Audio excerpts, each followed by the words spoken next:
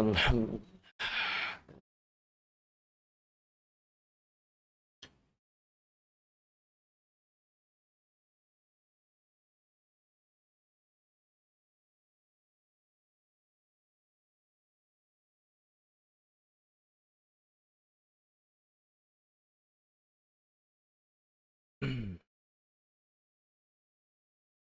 Bismillahirrahmanirrahim. Assalamualaikum warahmatullahi wabarakatuh. Innal hamdalillah nahmaduhu wa nasta'inuhu wa nastaghfiruhu wa natubu ilaihi wa na'udzu billahi min shururi anfusina wa min sayyiati a'malina. Man yahdihillahu fala mudilla lahu wa man yudlil fala hadiya lahu. أشهد أن لا إله إلا الله وحده لا شريك له وأشهد أن محمدا عبده ورسوله صلى الله عليه وعلى آله وأصحابه ومن تبعهم بإحسان إلى يوم القيامة وبعد. Kaum muslimin muslimat, para hadirin di Masjid Al-Hasanah Terban Yogyakarta, rahimani wa rahimakumullah, dan juga para pemirsa yang mungkin mengikuti melalui channel Niaga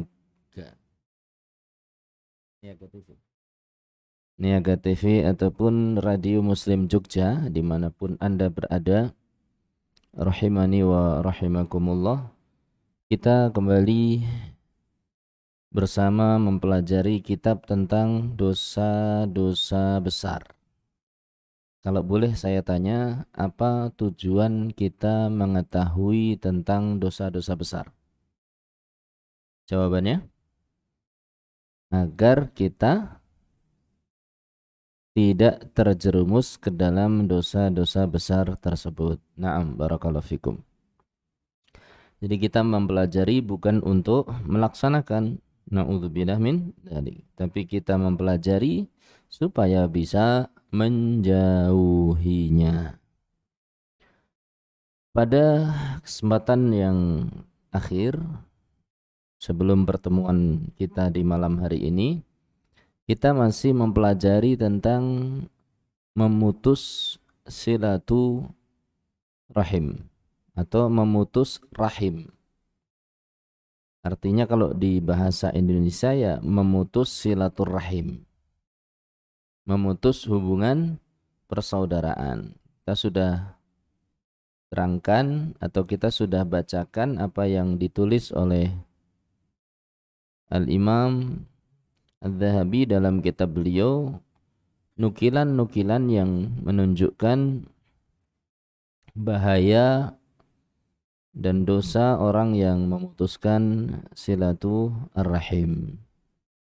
Dan pada kesempatan malam hari ini kita akan melanjutkan penukilan-penukilan tersebut,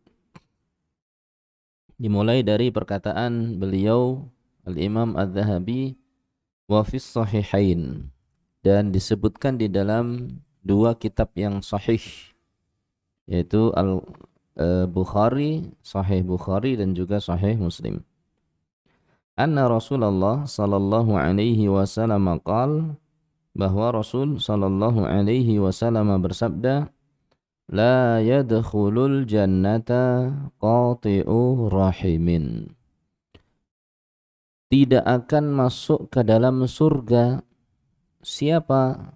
Qati'u rahimin, orang yang memutus rahim. Ini orang yang memutus silaturahim.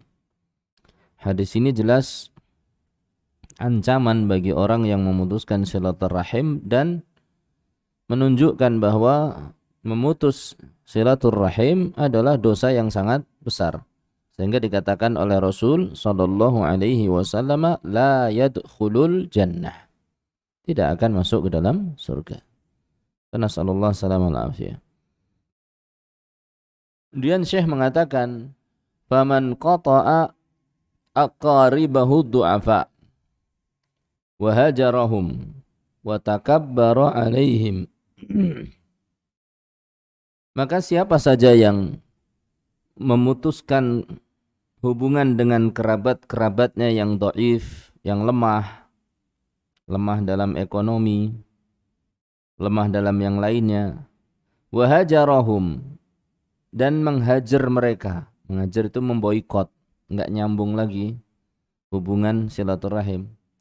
Wa takabbara alaihim, dan berlaku sombong kepada mereka.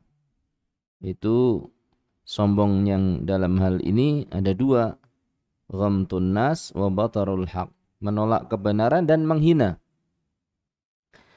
manusia. Kalau boleh kita artikan ya, barang siapa yang memutuskan hubungan silaturahim dengan keluarganya yang lemah, memboikot mereka, menghina mereka, ya. Kalau diajak ketemu, enggak lah, masa kita ketemu sama mereka, enggak level. Na'udzubillah min dzalik, ya. Harusnya mereka yang ke tempat kita, bukan kita ke tempat mereka. Na'udzubillah min dzalik. Seperti ini adalah sikap-sikap sombong.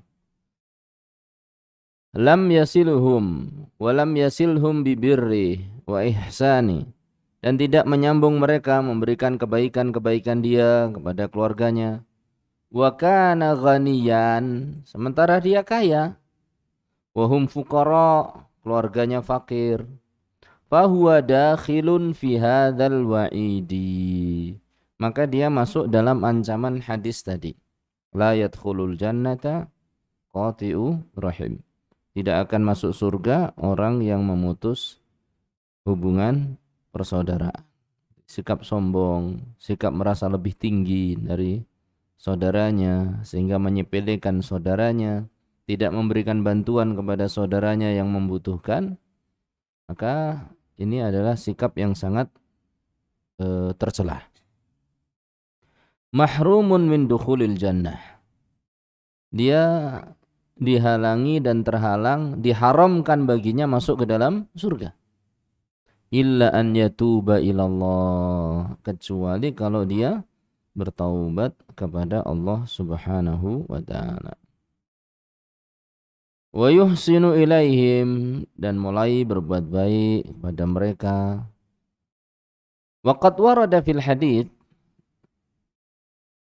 disebutkan dalam satu hadis, an Rasulillah sallallahu alaihi wasallam, dari Rasulullah sallallahu alaihi wasallam, bahwasanya beliau bersabda, man kana lahu aqaribu du'afa, barang siapa yang memiliki kerabat yang lemah ekonomi dan yang lainnya, walam yuhsin ilaihim, dan dia tidak berbuat baik kepada mereka, wa yasrif sadaqatah, dan tidak pula menyalurkan sedekahnya, ila ghairi, barang siapa yang memiliki tetangga yang lemah, membutuhkan, walam yuhsin ilaihim, dan dia tidak mau berbuat baik kepada mereka, wa yasrifu sadaqatihim, atau wa yasrifu sadaqatahu ila ghairihim, tapi ternyata dia malah menyalurkan sedekahnya kepada selain keluarganya. Keluarganya lemah, membutuhkan, malah sedekahnya disalurkan ke orang lain. Lam yaqbalillahu minhu sadaqatahu, maka dia akan terkena beberapa hukuman. Yang pertama, lam yaqbalillahu minhu sadaqatah, Allah tidak akan menerima sedekahnya. Saya ulangi ya. Kalau ada orang yang kaya, man kana lahu aqarib, dan memiliki kerabat yang lemah-lemah, tapi ternyata orang yang kaya tadi tidak mau berbuat baik kepada keluarganya yang lemah, bahkan malah menyalurkan sedekahnya kepada selain keluarganya, maka dia akan mendapatkan hukuman-hukuman, beberapa hukuman. Yang pertama, lam yaqbalillahu minhu shadaqatah. Allah tidak akan menerima sedekahnya. Berarti uangnya terbuang sia-sia. Ya. Yang kedua, wala yanduru ilaihi yaumal qiyamati. Dan yang kedua, Allah tidak akan melihat kepadanya kelak di hari kiamat. Ya, tidak akan dikasihi oleh Allah. Tidak akan dilihat oleh Allah dengan pandangan rahmat. Nah, terus kalau orang itu kaya bagaimana? Orang itu miskin bagaimana? Kalau yang kaya kan bisa sedekah dengan hartanya. Kalau kita miskin, kata Rasul sallallahu alaihi wasallam, wa in kana faqiran. Kalau memang orang itu fakir, maka wasalahum biziyaratihim. Dia bisa menyambung kekerabatannya dengan menziarahi mereka. Kan kudu nggawa gula teh, ndak harus. Ndak harus membawa gula sama teh. Bisa diganti beras. Sama saja, Ustaz. Ya selain beras apa yang kira-kira lebih murah? Telur. Budin, Masya Allah. Telo. Yo telo, yo budin, yo sak unting telung unting bayem, ya kan? Mungkin dia petani, punyanya sayuran, atau punya kolam ikan, bawa ikan. Masya Allah. Ya. Ada sebagian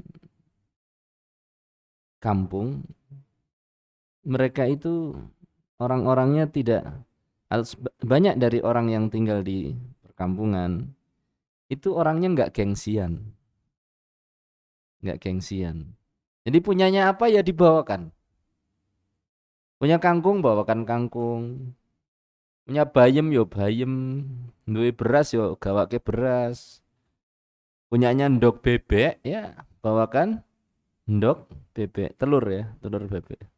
Saya pernah singgah ke salah satu kenalan kita dulu. Beliau pasiennya ibu saya. Itu kalau ke sana itu Masya Allah.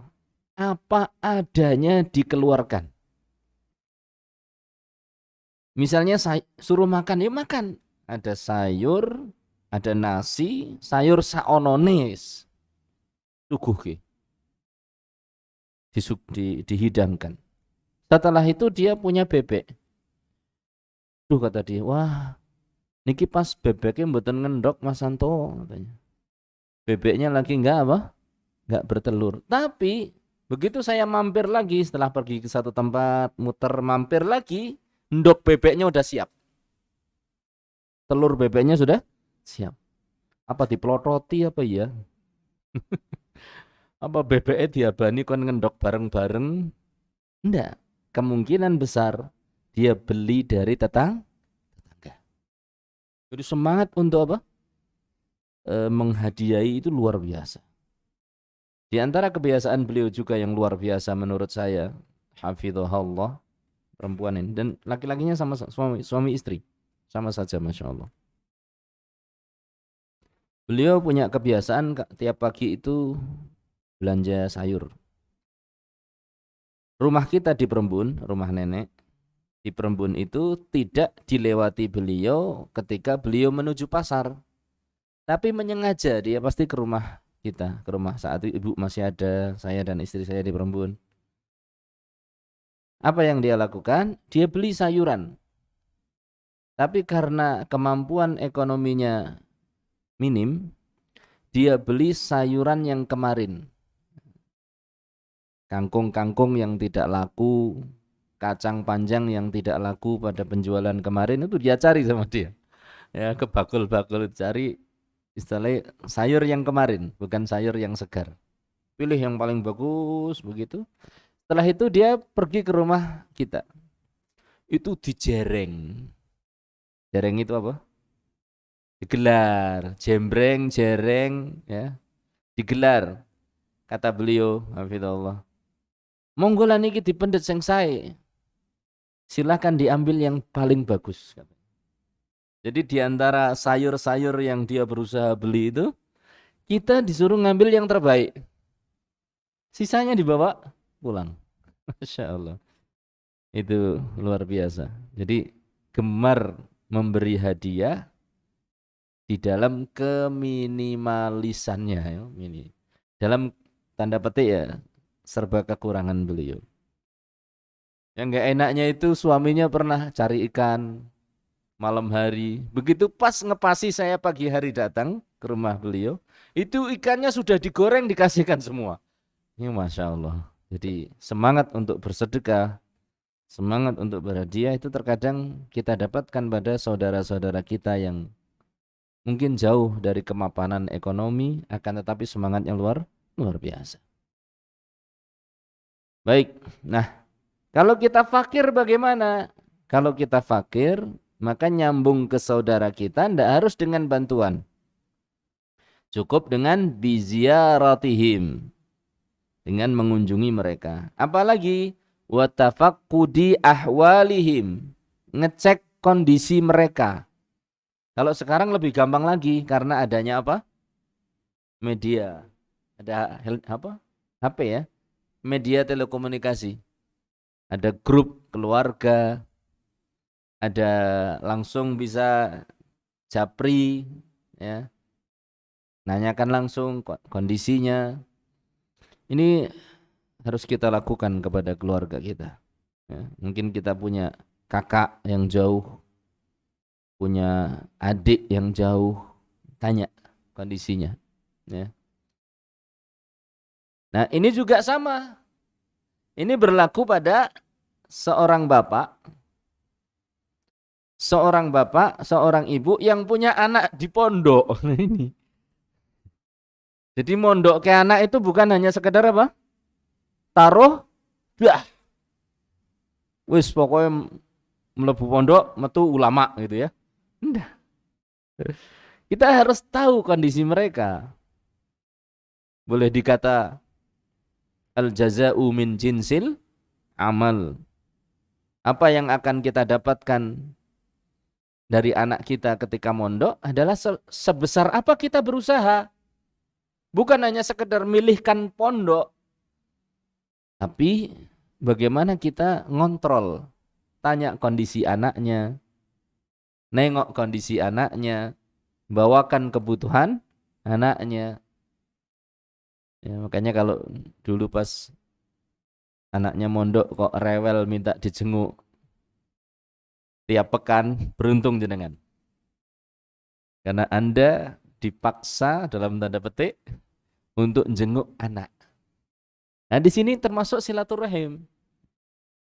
Kalau kita mengunjungi orang tua itu silaturahim, mengunjungi anak pun silaturahim.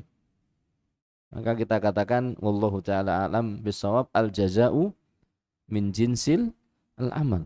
Dari situ kita berharap hidayah akan diturunkan oleh Allah kepada anak kita. Ya, itu suatu pengorbanan yang tidak sia-sia. Saya kemarin berkunjung ke adik di ipar.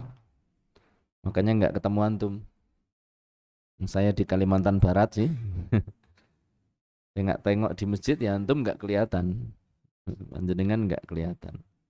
Beliau bercerita, pondok kami Ustaz, manggilnya orang mas ya. Pondok kami Ustaz, itu kita sediakan 3 hari. Kita sampaikan kepada orang tua, di 3 hari ini silahkan kalau bapak ibu, ayah bunda ingin berkunjung ke pondok, menemui saya langsung. Tanya tentang kondisi santri, kondisi anak mereka. Tapi Ustadz katanya, jarang sekali yang mau perhatian. Jarang sekali yang mau datang. Ini kesempatan loh. 3 kali dalam sepekan ketemu mudirnya langsung, itu luar biasa itu. Pondok-pondok di Jawa itu kadang ditengoknya berapa? Bolehnya berapa kali? Sepekan berapa kali? Kadang ada yang sebulan sekali, ada yang 2 pekan sekali. Ada yang nggak boleh ditengok sama sekali.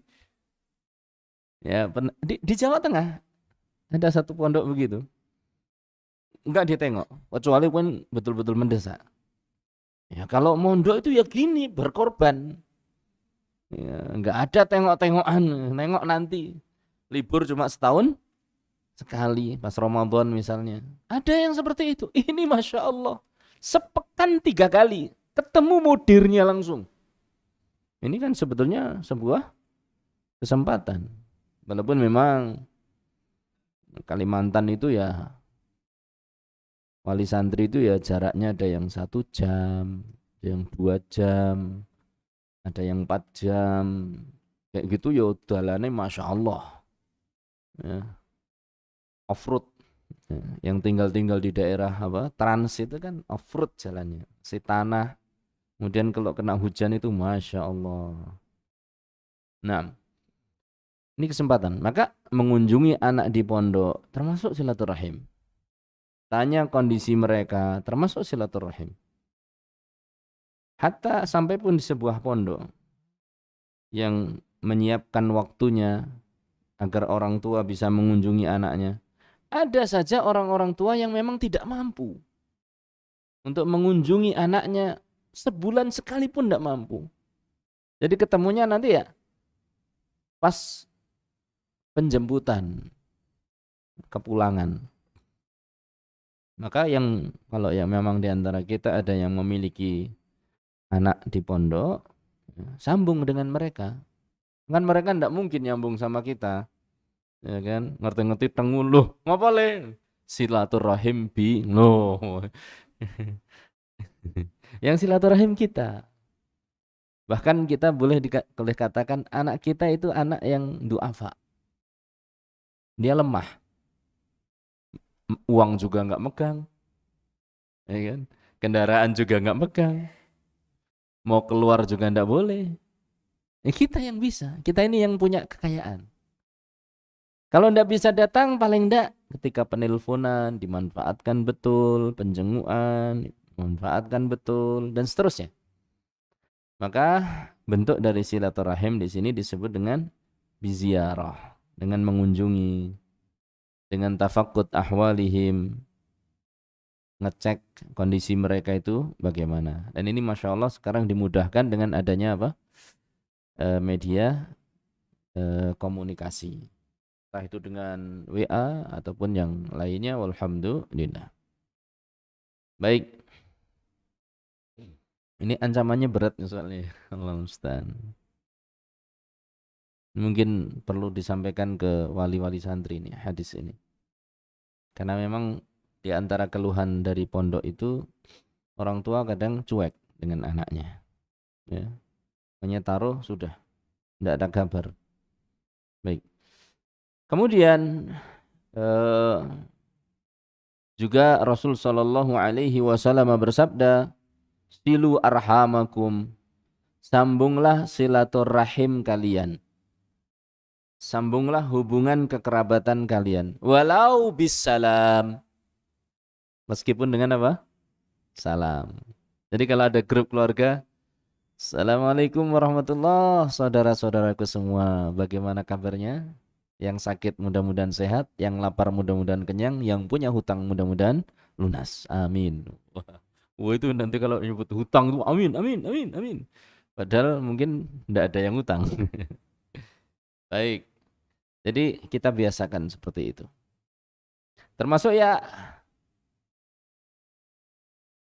dengan istri misal, karena kita lagi safar agak jauh misalnya, tanya kabar. Ya, tanya kabar. Mungkin rumahnya Sleman, kayak safar ke Bantul. Safar atau bukan itu? Sleman sama Bantul. Ya kalau ujung Sleman sana, Merapi ya berarti ya. Itu Magelang ya. Ujung Sleman sama ujung Bantul pesisir kidul. Tanya kabar, tanya anaknya dan seterusnya. Wallahu taala alam bi ashab.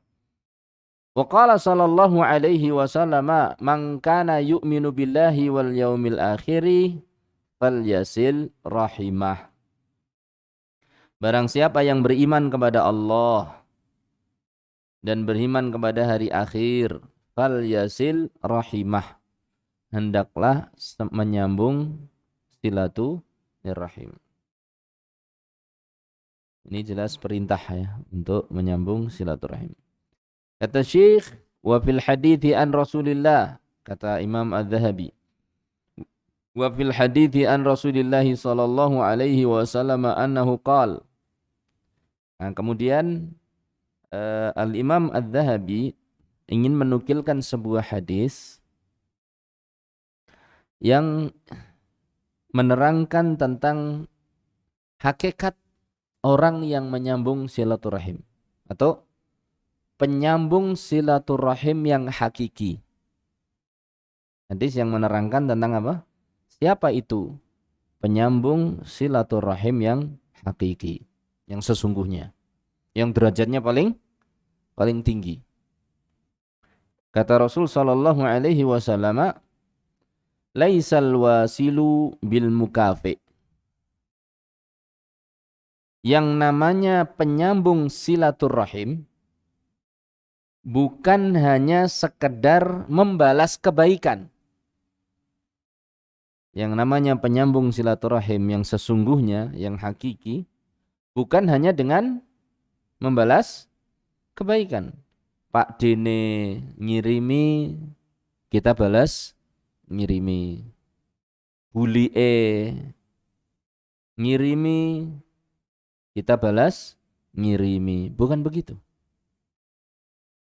Tapi penyambung silaturahim yang hakiki adalah walakinnal wasila, penyambung silaturahim yang hakiki adalah alladzi man idza quti'at rahimuhu wasalaha, yaitu orang yang apabila hubungan silaturahimnya diputus maka dia tetap menyambungnya. Pak D-nya enggak pernah ngunjungi, enggak pernah ngirimi, malah musuhi. Malah memusuhi. Enggak pernah ngirim, enggak pernah ngunjungi, enggak pernah nyapa, malah memusuhi. Meskipun begitu, orang ini wasalaha, tetap berusaha menyambung apa? Silaturahim. Ketemuan enggak mau, berkirim WA. Assalamualaikum Pak D, sehat nggih? Dibalas WA-nya, rasa takon, ya kan? Sampai kemudian diblokir. Karena marah. Kirim paket. Kirim apa? Paket. Oh, kok dikembalikan? Kirim lagi. Jangan sedih. Pak D-nya sakit, transfer. Kirim bantuan. Kalau perlu enggak usah pakai nama. Supaya apa? Supaya Pak D-nya mau nerima. Ya. Nanti toh insya Allah lama-lama akan Allah bukakan hatinya. Terus begitu. Apa yono sing ngene iki Ustaz? Ada enggak? Di Kalimantan itu saya kemarin ada pengalaman, ada cerita. Saya sampaikan tentang birrul walidain. Kemudian ada yang jamaah mengatakan, Ustaz, kalau kita sudah berusaha menyambung dengan orang tua, berbakti pada orang tua, tapi orang tua enggak mau ditelepon. Nah, antum tahu alamatnya enggak tahu, Ustaz. Saya tahu teleponnya ibu itu dari bule saya. Berarti bule tahu alamatnya, enggak tahu juga, Ustaz. Jadi kalau ibu saya mau telepon enggak mau katanya. Setiap mau pokoknya ada ternyata. Sampai ibu enggak mau nyambung ke anaknya. Ini awal muasalnya adalah orang istilahkan itu mungkin ya broken home ya begitu. Keluarganya pisah di waktu dia masih kecil. Ketika sudah besar, anak ini berusaha mencari di mana ibunya, ketemu sama nomornya dari bulenya, dia sambung enggak mau ibunya. Ternyata ada. Mungkin panjenengan juga punya cerita sendiri sendiri tentang orang-orang yang semacam itu, naudzubillahi min dzalik. Ada orang-orang yang memang tidak mau disambung. Maka seorang yang penyambung hakiki, dia tetap berusaha nyambung. Saya katakan, ya sudah, alamatnya mestinya kan ada. Coba tanya alamatnya. Boleh enggak tahu? Coba insya Allah cari ada. Terus caranya gimana Ustadz? Kirim hadiah. Kirim hadiah. Atau lewat WA, tanya kabar, cerita, ibu aku rindu padamu. Gitu toh. Bisa. Pokoknya kita berusaha apa? Nyambung.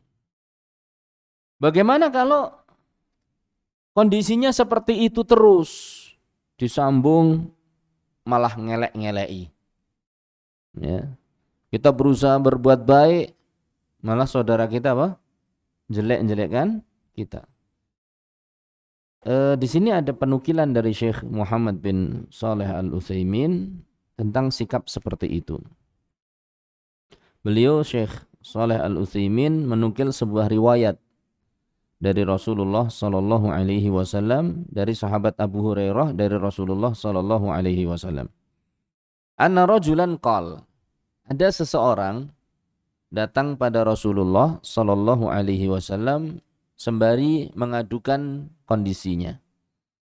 Ya Rasulullah, duhai utusan Allah, innali qarabatan, saya memiliki keluarga. Asiluhum wa yaqta'uni, saya berusaha nyambung mereka, tapi mereka memutuskan hubungan saya. Jadi kebaikan dibalas dengan keburukan. Uhsinu ilaihim wa yusi'una ilayya, saya berusaha berbuat baik kepada mereka, malah mereka berbuat jahat kepadaku. Air susu dibalas dengan air tuba. Tuba itu apa Mas Taufik? Air susu dibalas dengan air tuba.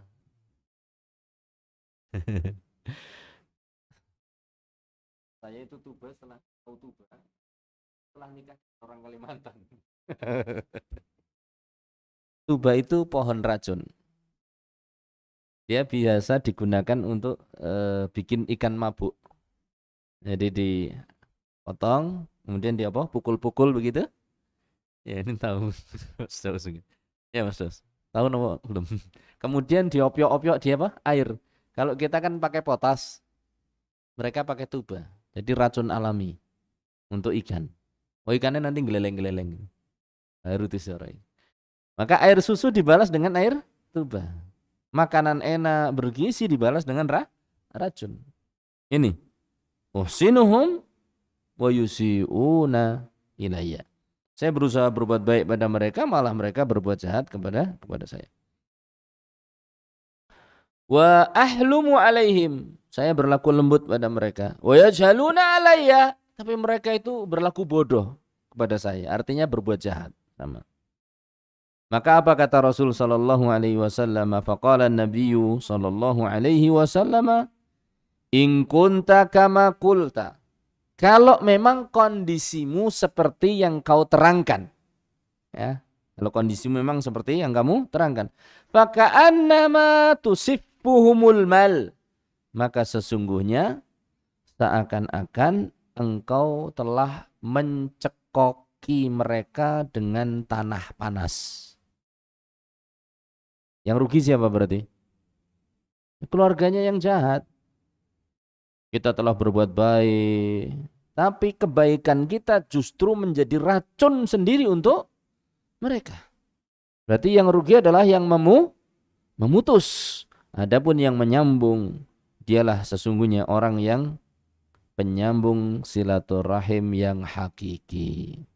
Ini kata Rasul sallallahu alaihi wasallam, faka'annama tusihfuhumul mal, seakan-akan engkau telah mencekoki mereka dengan tanah panas. Wala yazalu ma'aka minallahi dhahirun alaihim, dan Allah akan senantiasa mengirimkan penjaga, penolong dari kalangan malaikat, ya, yang membantumu atas tingkah laku keluargamu. Madumta ala dzalika. Selama sikapmu masih seperti itu, yaitu berbuat baik. Ini kan keuntungan. Keuntungan yang luar biasa. Dapat pahala yang besar, dapat penolong, dikirim oleh Allah. Dan yang ketiga, barangkali lama-lama keluarganya akan mendapatkan hidayah. Ya. Wa idza wasala rahimahu wa hum yaqta'unahu fa inna lahul aqibatal hamidah. Kata Syekh Muhammad bin Shalih Al-Utsaimin, apabila orang itu terus menyambung kekerabatannya sementara kerabatnya justru memutuskannya, maka orang itu nanti akan mendapatkan kesudahan yang indah. Wa saya'uduna fayasilunahu, mereka nanti kemudian insyaallah akan kembali ingat, tersadar, sehingga lama-lama mereka akan bisa nyambung silaturahim. Kalau ada orang memusuhi kita, kita berusaha apa? Baiki. Nanti insyaallah orang-orang itu lama-lama akan melupakan apa? Permusuhannya dengan kita. Apa kata Allah Subhanahu wa taala? Idfa billati hiya ahsan. Ya. Fa idzal ladzi bainaka wa bainahu adawatun ka'annahu waliyyun hamim. Tolaklah keburukan yang kamu terima dengan kebaikan. Niscaya yang tadinya ada permusuhan antara engkau dengan dia, nanti seakan-akan menjadi teman yang sangat dekat. Ya. Allahu ta'ala a'lam bis-shawab. Itu beberapa athar. Sudah isya belum? Satu menit. Oh baik. Kalau begitu kita cukupkan insyaallah ta'ala apa yang kita insyaallah pas. Jazakumullah khairan. Kita cukupkan insyaallah ta'ala pada penukilan athar-athar hadis-hadis dari Rasul sallallahu alaihi wasallam, dan kita pada pembahasan siapakah penyambung silaturahim yang hakiki, yang sesungguhnya. Insyaallah akan kita lanjutkan pada pertemuan-pertemuan yang akan datang. Mudah-mudahan Allah memudahkannya. Wassallallahu ala nabiyyina Muhammad walhamdulillah rabbil alamin. Subhanakallahumma bihamdika asyhadu an la ilaha illa anta astaghfiruka wa atubu ilaik. Wassalamualaikum warahmatullahi wabarakatuh.